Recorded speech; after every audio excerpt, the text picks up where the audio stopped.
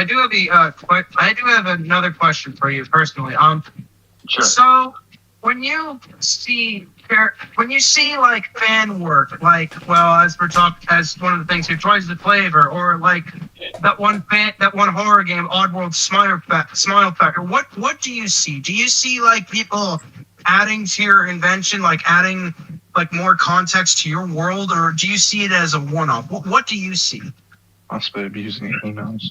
I like to think it's kind of like ultimately at the end of the day more of a if people are inspired by these things and they want to do their own derivative on top of that, as a result of that, I think I've always been hugely, as an entity, we've always been hugely supportive of that.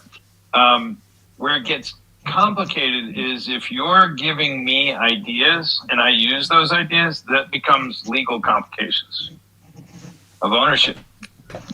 So you'll see a lot of the history of music is a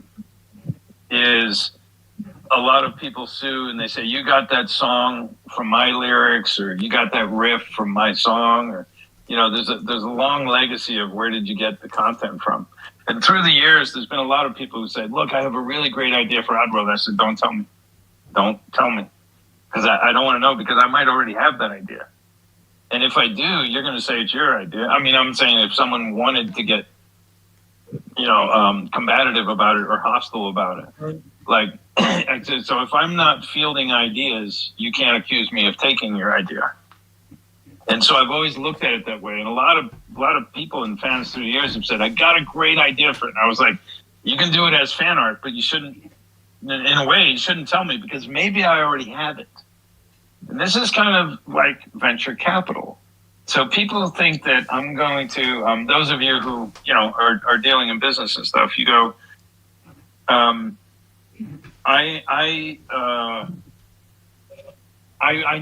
going to show you an idea, but I need you to sign a non-disclosure agreement.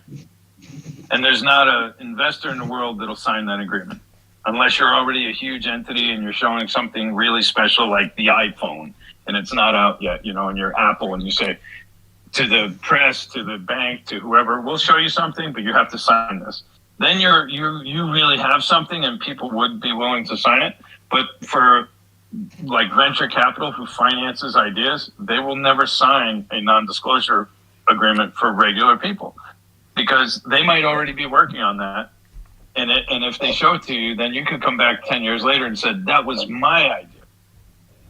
And so it just gets, I don't like the way the legal aspects work, but they're very real. And so you have to be cautious of that, because if I say, hey, send me all your ideas, and then I pick out a few of those ideas and start using them a game, you could have a claim that was your idea,